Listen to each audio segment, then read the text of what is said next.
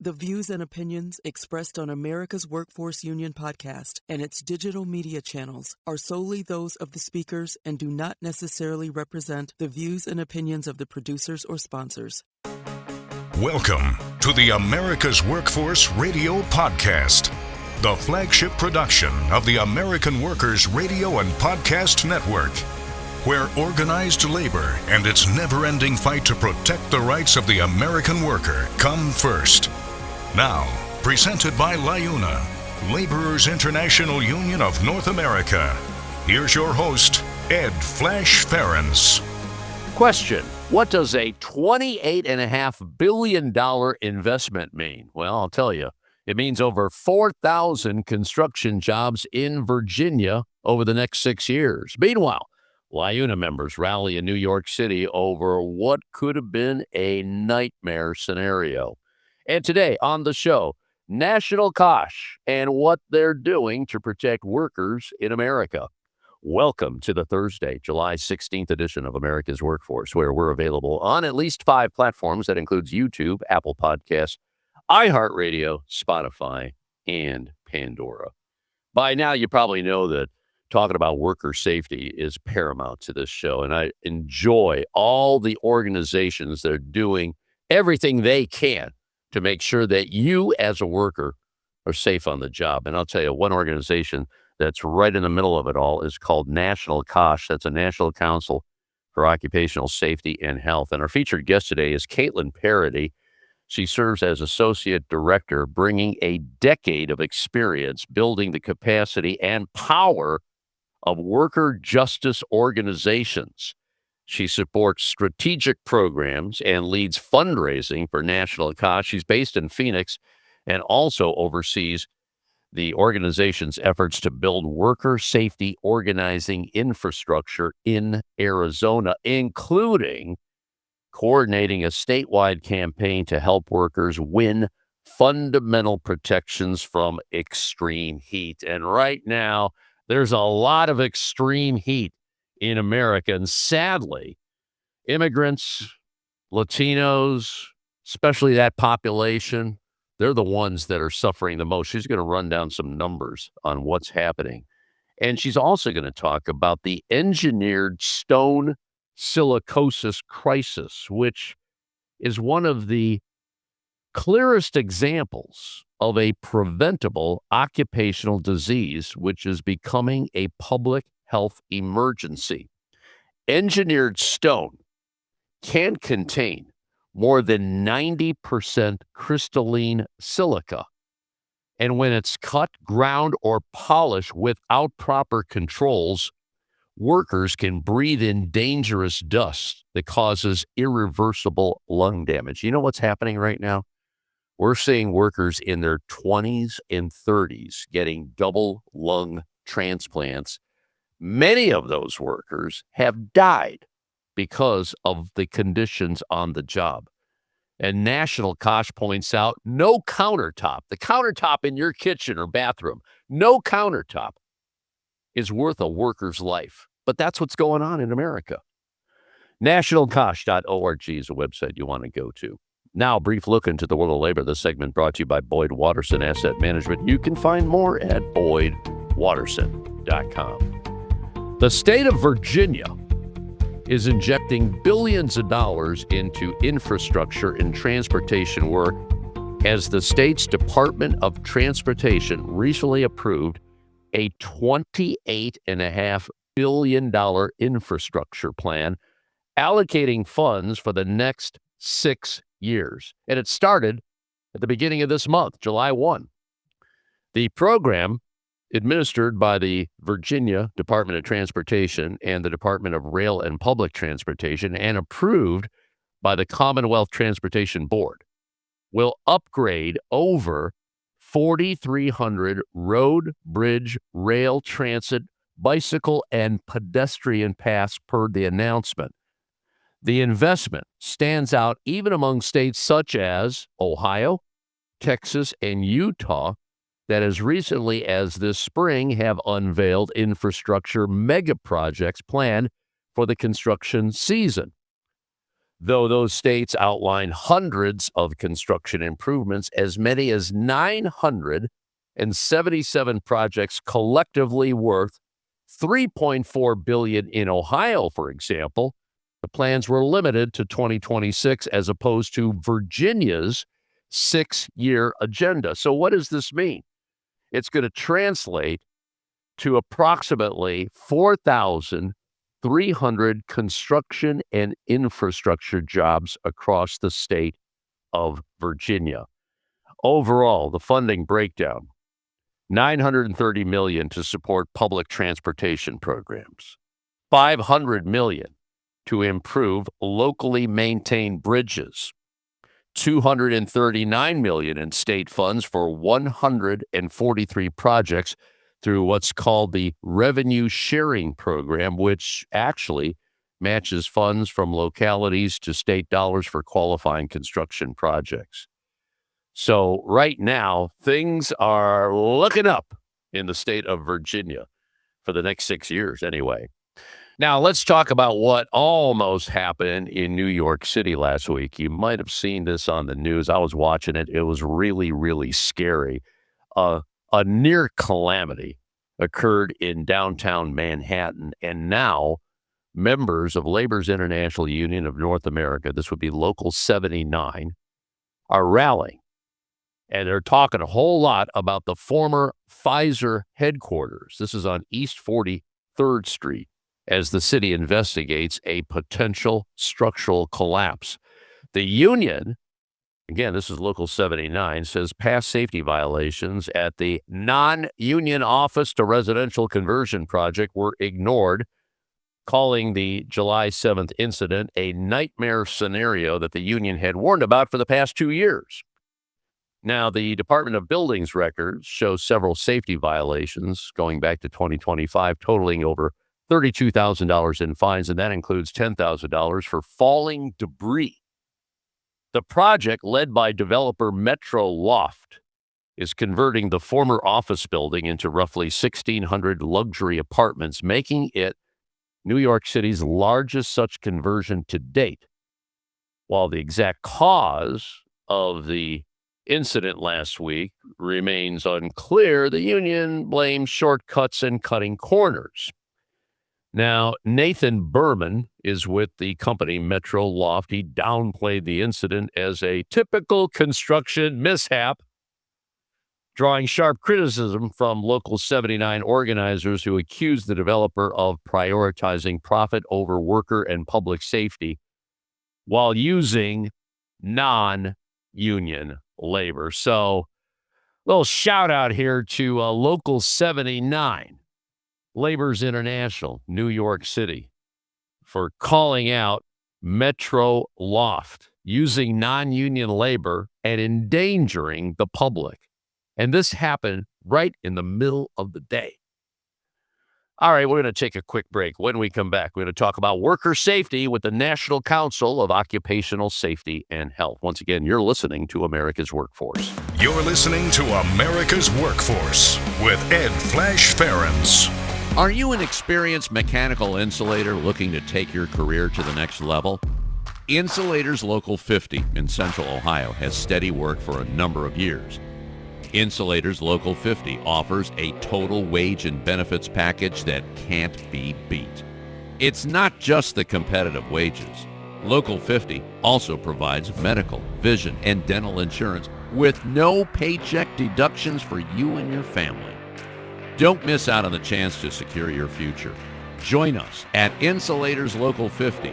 Earn great pay and the best benefits. Visit insulators50.com/AWF50 to fill out the online form, and a Local 50 representative will call to begin the process. America's Workforce is presented by the Labor's International Union of North America. Feel the power right now at liuna.org. America's Workforce is brought to you in part by the United Steelworkers. You can find more at usw.org. America's Workforce is brought to you in part by the Communication Workers of America. You can find more at cwa-union.org. The Heat and Frost Insulators and Allied Workers are proud to be a title sponsor for America's Workforce Radio. The Insulators Union is leading the way in the mechanical insulation industry, fire stopping, and infectious disease control. Regarded as North America's energy conservation specialists, these professionals are known for their professional work and dedication. You can learn more about the Insulators Union at insulators.org. Now, back to America's Workforce. Here's Ed Flash Ferens. And don't forget, you can check us out on Facebook or follow us on X, formerly known as Twitter. That would be AWF Union Podcast, AWF Union Podcast. Worker safety, two words that are so darn important, especially today, because we're seeing a lot of regulations that were put in place for very good reason that seem to be, well, whittled down or maybe gone altogether. There's one organization that's watching what's happening here, and we featured them on the show many, many times. It's the National Council for Occupational Safety and Health. National COSH, nationalcosh.org. And joining us as our featured guest today is Katelyn Parady.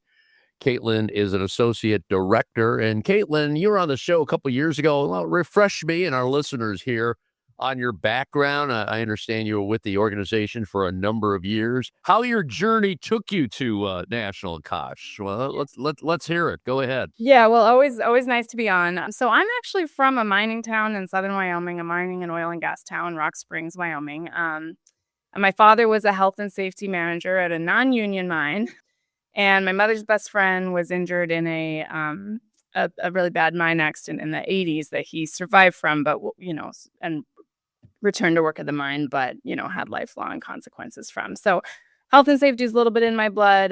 But I really connected with COSH when I found myself out in New England, supporting immigrant worker centers at an organization called Justice at Work. And I connected with the local COSH group there, and the COSH movement has kind of been my labor movement home ever since. Well, good. Well, this organization does a lot of good work.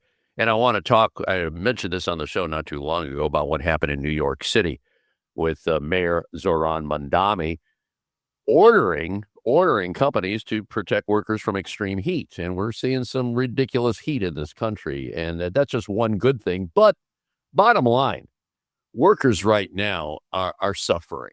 And maybe you could kind of paint a picture of what's been going on here with, environmental hazards, preventable injuries. In fact, I remember having a conversation with a former director of the Occupational Safety and Health Administration, like preventable injuries, like trench work.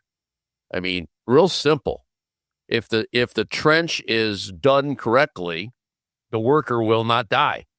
But they're not being done correctly. I mean, you have to have support. If you're going down 6, 7, 10 feet down, you better be protected. Why don't you explain what's going on here? Because I'm sure you have seen a lot as associate director of NCOSH. There's sort of a twofold reality, I think. One is that workers we are seeing people face harm at every turn.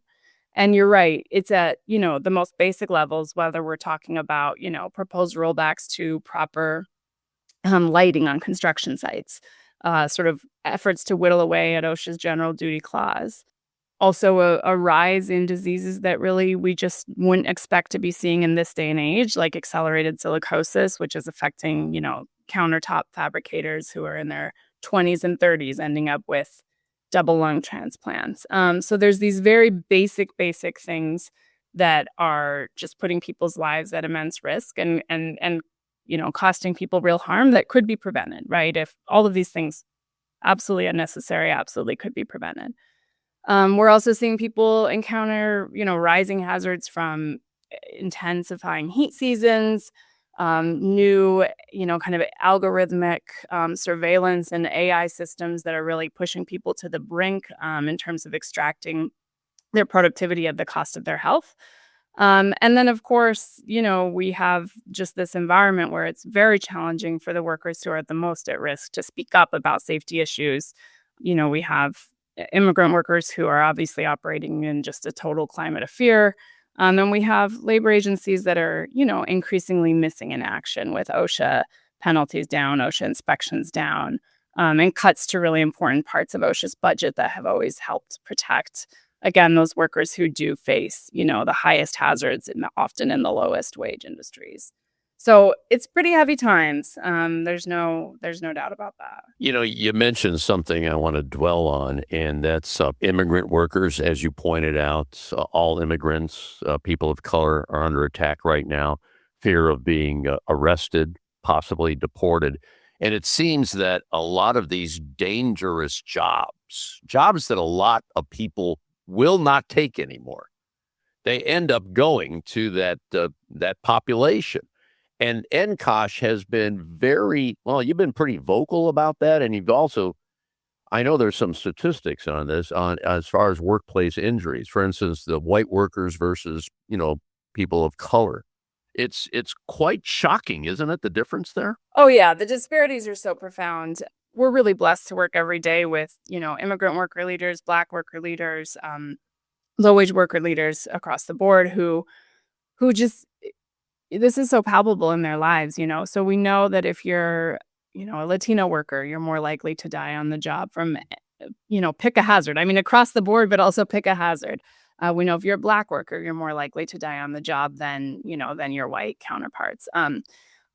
I could give you any number of statistics, but I'm in Phoenix and I work on, extreme heat issues here. And there's one number that I just sort of is always, circling in my mind that I think illuminates just how uneven and unequal our job safety is, where there's been a study that shows that if you're a Mexican-born construction worker in the United States, you have a 91% higher risk of dying on the job from heat than, the average of all your other peers combined.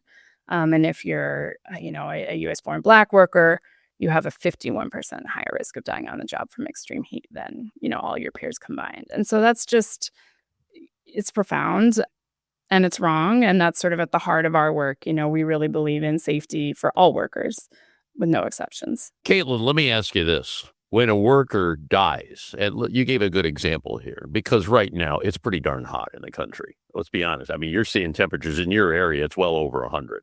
And in northeastern Ohio, I mean, we have ridiculous snow. We've had a ridiculous winter here, but we have incredible heat. We had a heat dome over here. But when somebody dies on the job, is anything being done about that? Where they realize, well, wait a minute, here's another one that dies. And then there's another one that dies.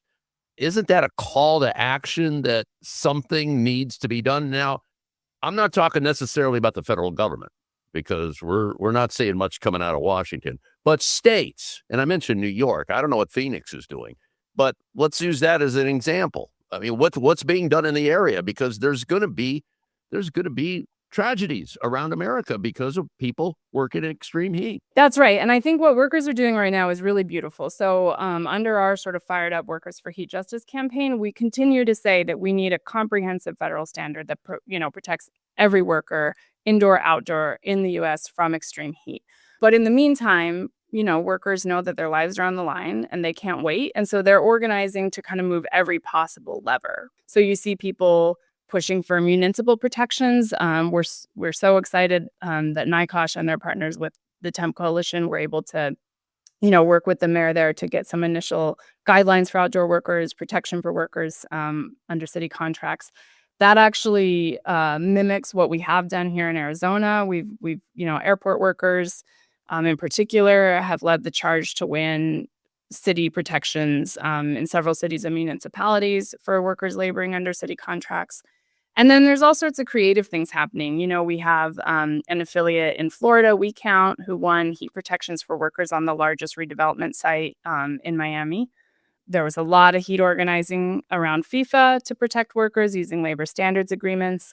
And there's people really trying to take the fight, right to the corporations at the top of the supply chain that are benefiting from this. And then also we see a lot of state fights. So here in Arizona, we have a coalition with strong leadership from day laborers, farm workers, airport workers, others. It's a union community partnership, and we're fighting for an enforceable state OSHA heat standard. There's a lot of states with state OSHA plans who are fighting for that, and also states that don't have state OSHA plans that are actually proposing legislation to create heat standards, which is quite interesting because it basically is going to create, some statewide infrastructure for health and safety that didn't exist in places that only had, federal OSHA previously. So there's a lot of creativity and a lot of power in the organizing. And even with everything workers are facing, the heat issue is just so pressing that people have continued to mobilize at a pretty impressive scale and with some wins. Yeah, they have to. Katelyn, I like what you said, what some municipalities are doing. But here's the other problem, and I think you know this. There's a number of cities, Texas for one. I remember talking to the head of the AFL-CIO down there some years back, where I believe it was San Antonio and Austin. They tried to do something to protect workers from the heat. But then the state legislature came in and said, no, you can't do that because we have to have a statewide standard, because they didn't want, one city pitted against the other city. And maybe who's ever doing business in that city would move to another city where they don't have that heat standard. That's got to be pretty frustrating. And I understand, too, in that scenario, the legislature did nothing. I mean, is that pretty commonplace to your knowledge? So we have seen these really restrictive state preemption laws in Texas and in Florida. And you're right, they weren't actually, an honest effort to establish a statewide heat standard or statewide protections for workers. They were an effort to make sure that no workers in those states could have protections. So this happened first in Texas, and then our National COSH affiliate, We Count in Florida, was this close to winning county-level protections for the 100,000 workers, outdoor workers in Miami-Dade County who are working in, just incredible temperatures and humidity, right? And the state legislature there preempted them. So that's definitely a risk where we see, municipalities moving to take action in places where their legislators might do that. But again, I want to emphasize that hasn't actually stopped these fights. And I just really want to uplift the workers in Florida who have, took that loss, which was just, they had a victory kind of robbed of them for this basic human right to water, shade, and rest, right? Just basic human right to water, shade, and rest. The legislature said no. And they've really come back. And in the plant nursery industry in particular, they've started a campaign called Planting Justice, which is focused on getting the big box stores. So 80% of indoor house plants are grown in Miami-Dade County. And they're trying to get the big box stores, your Home Depot, your Costco, your Lowe's, your Trader Joe's, the stores that sell those plants to actually agree to a worker code of conduct across their supply chain that would include heat protections and many other things, right? Because wherever you have workers exposed to extreme heat, they're also applying pesticides without protection, dealing with sexual violence on the job, wage theft, all sorts of things. So they've really just said, all right, we're gonna find a path to do this, no matter what. And I think that grit is just it should really strengthen all of our resolve right now. Yeah. I love that. Well, Katelyn, that is certainly good to hear that so many cities are taking upon themselves to protect workers. That's what it's all about. Katelyn Parady is our featured guest on the show today. She is the associate director of a great organization, which we have featured many times on the show. You may remember the Dirty Dozen. They came out with that group of employers, places you don't want to work for. They do that right around Workers' Memorial Day in April. NationalCOSH.org is a website. Katelyn, you mentioned stone silicosis and how that is affecting so many young people. I want to talk about that next. Back in a few minutes. You're listening to America's Workforce. Don't go away. You're listening to America's Workforce with Ed Flash Ferens. It takes LiUNA to build North America's infrastructure.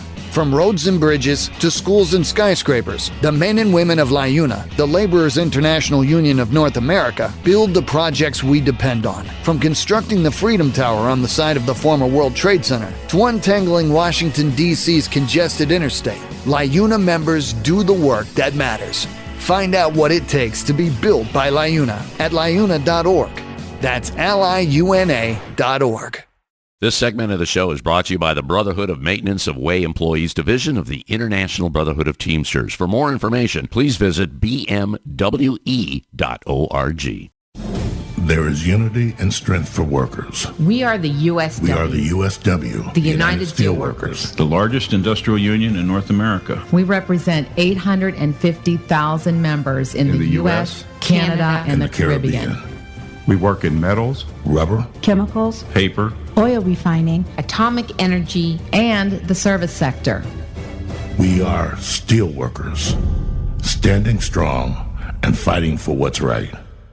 America's Workforce is brought to you in part by the International Brotherhood of Teamsters, where you can find more at teamster.org.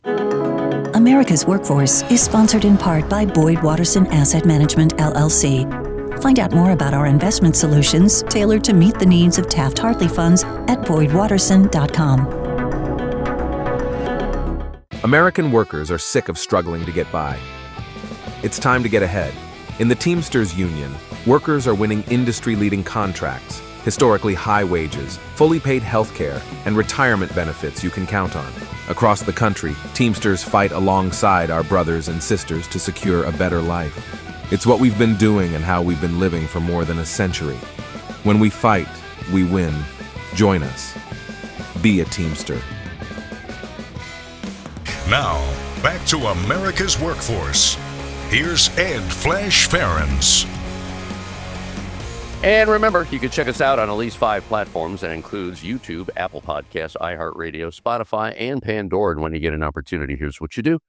Just sign up and receive our shows on a regular basis and give us a rating. Always appreciate those 5-star ratings, so please keep them coming. Talking about worker safety today, our featured guest, Katelyn Parady, Associate Director of National COSH, the National Council for Occupational Safety and Health. Okay, you mentioned in the first segment about what's called engineered stone silicosis. And this is a very good example of a preventable occupational disease. And I guess a lot of young people are being affected. What's going on here, Katelyn? Yeah, so really what we're seeing is this, terrible rise in accelerated silicosis among workers who, fabricate, cut, grind, polish engineered stone, which you may hear of as quartz, and which is really a product that's ubiquitous in our countertops, in our homes, in our businesses.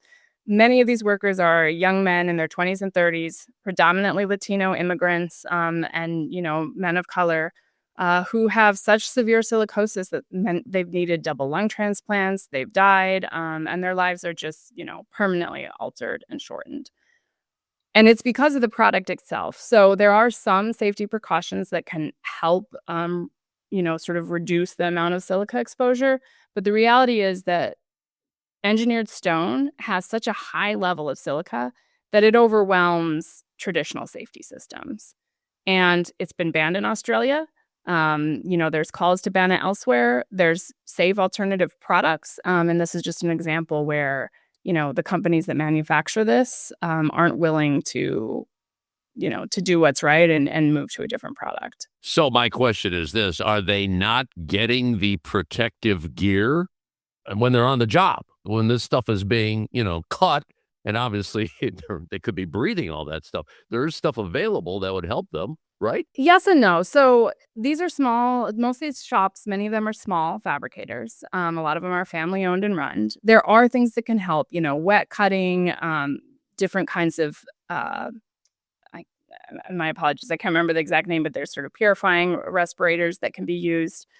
But the reality is that the upgrades to those shops, what it would take to actually create like a safe environment, and I hesitate to even say that, is just remarkably expensive. And so while there are best practices that we want, fabrication shops to be aware of and be implementing, again, the product itself, the level of silica overwhelms, even some of those more robust safety systems, which is why National COSH is sort of preparing to launch a call for a national ban on the product itself. Are we getting any response here from Washington on this, or is this going to be a state-by-state thing? So we're still working to figure out the mechanisms of this. You do see an early state action in California, which is where, several hundred cases have been identified.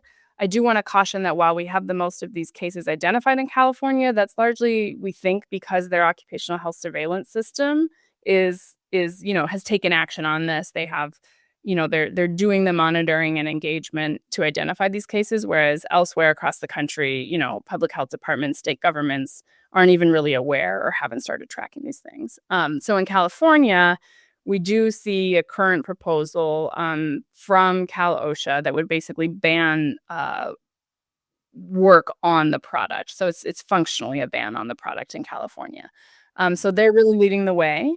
And the question of how to do this, ideally at a national level, but perhaps as we, go on that journey, which will be a slow one, state by state, I think is sort of, wide open for work to be done. And National COSH is trying to step into that gap. What's really sad about this whole situation, I mean, everybody has a countertop, your bathroom, your kitchen, and there's a good chance that a worker was exposed to a very dangerous situation on the job in making that countertop. And again, did I hear this correctly? It's a certain kind of stone then, quartz or something that's causing the problems for the workers that are involved here? That's right. It's engineered stone. There's one domestic manufacturer, Cambria. They're the manufacturer that's sort of fighting the hardest in the U.S. to make sure this product stays in the shelves. It's also imported from other places. And you're commonly going to hear it referred to as quartz. So when people, and it's ubiquitous, if you're trying to pick out some new countertops for your kitchen, you're most likely going to see sample after sample after sample of quartz, even though there are safe alternative products. Now, Katelyn, you mentioned Cambria, and help me if I didn't recall this correctly. Weren't they part of the Dirty Dozen this past April as far as, being involved in this engineered stone? Is that right? That's right. So Cambria was on the 2026 National COSH Dirty Dozen. And, there's a few reasons they made it on there. One is that their product is inherently dangerous, and it's the root cause, of these young workers developing accelerated silicosis. And they've also been behind efforts to introduce legislation that would actually protect them from third-party lawsuits. And so Cambria is really the prime example that we have of the manufacturer of this product trying to deflect responsibility down the supply chain to these small fabricators and saying, well, it's not on us to provide safety protections, when the reality, again, is their product is inherently dangerous. And the reason that they're so recalcitrant and trying to protect themselves is because they're vertically integrated and they own a silica mine in Canada. So move to an alternative product, would ultimately undermine the profitability of their business, which is connected to that silica mine as well. This sounds to me that perhaps there should be a campaign saying, don't buy those. Don't buy those. I don't know if you want to go that far. I mean, it's more or less a boycott in this situation because we're talking something dangerous here. You see that happening? I hope so. I think that there's real possibility to get the interior design community to understand that these products that they're often recommending and pushing are killing the workers who they rely on to cut and fabricate the products. I think, most people I know, certainly, if they were told that the, quartz in their countertop caused someone to have a double lung transplant, a young father to have a double lung transplant in his 30s, they wouldn't want to be a part of that. And so I do think there's really strong potential for public awareness and a call to just put an end to this devastation, which is, entirely unnecessary.